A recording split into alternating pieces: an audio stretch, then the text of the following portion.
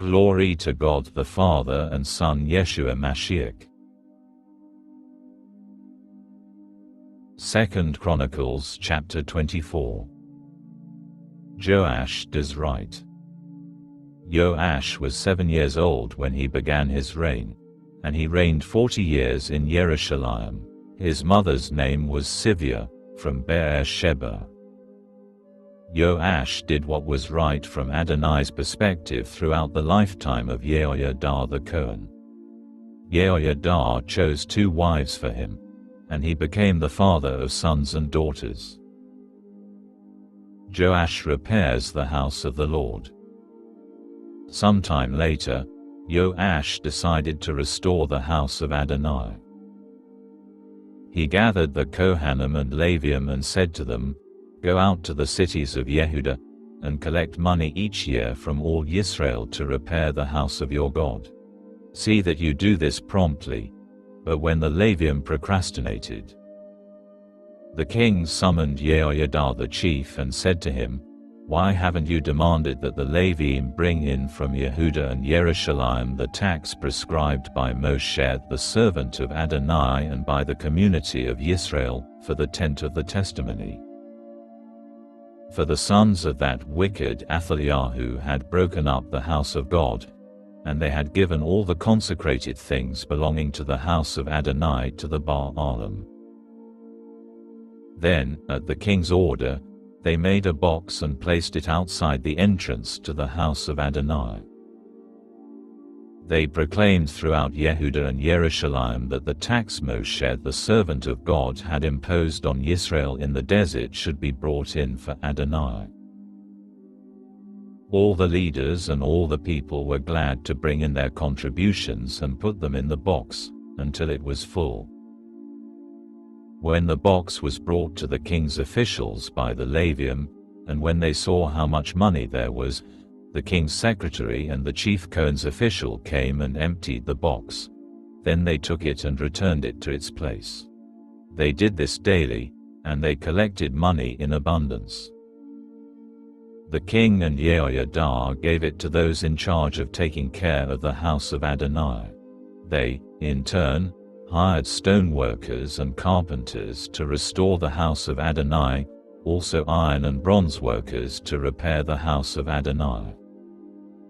The workers got on with their tasks, so that the restoration progressed well, until they had returned the house of God to its earlier condition and strengthened it.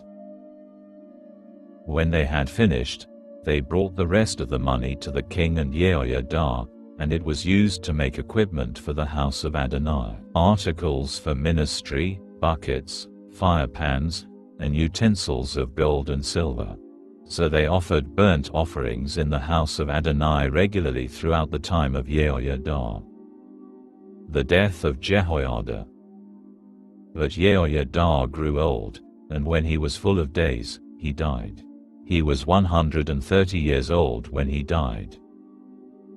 They buried him in the city of David among the kings, because he had served Israel, God and his house well. Joash slays the son of Jehoiada. After Jehoiada died, the leaders of Yehuda came and prostrated themselves before the king. Then the king listened to them. And they abandoned the house of Adonai the God of their ancestors and served the sacred poles and the idols. In consequence of their guilt, God's anger fell on Yehuda and Jerusalem. In spite of this, he sent them prophets to bring them back to Adonai. They warned them, but they wouldn't pay attention. The Spirit of God covered Zechariah the son of Jehoiada the Cohen. He stood above the people and addressed them.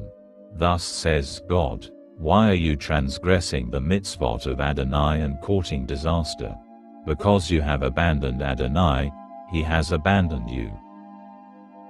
But they conspired against him and stoned him to death at the order of the king in the courtyard of the house of Adonai. Thus Joash the king did not remember the kindness which Jehoiada, Zechariah's father, had done for him, but put his son to death. As he was dying he said, May Adonai see this and take vengeance. Judah is destroyed by Syria. The following spring, the army of Aram came up against him. They attacked Yehuda and Jerusalem, slaughtered all the people's leaders and sent all their spoil to the king of Damascus.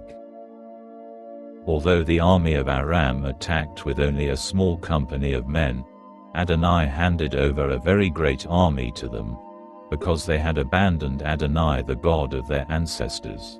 Thus they executed judgment against Joash. The death of Joash. After they had left him, and they left him seriously wounded, his own servants conspired against him because he had shed the blood of the sons of Jehoiada the Cohen, and they killed him in his own bed. After he died, they buried him in the city of David, but they didn't bury him in the tombs of the kings. Those who conspired against him were Zabad the son of Shimath the Ammonith and Jehoshaphat the son of Shimrith the Moabite. As for his sons, the heavy tribute imposed on him, and the rebuilding of the house of God, they are recorded in the commentary of the Annals of the Kings. Then Amaziah his son took his place as king.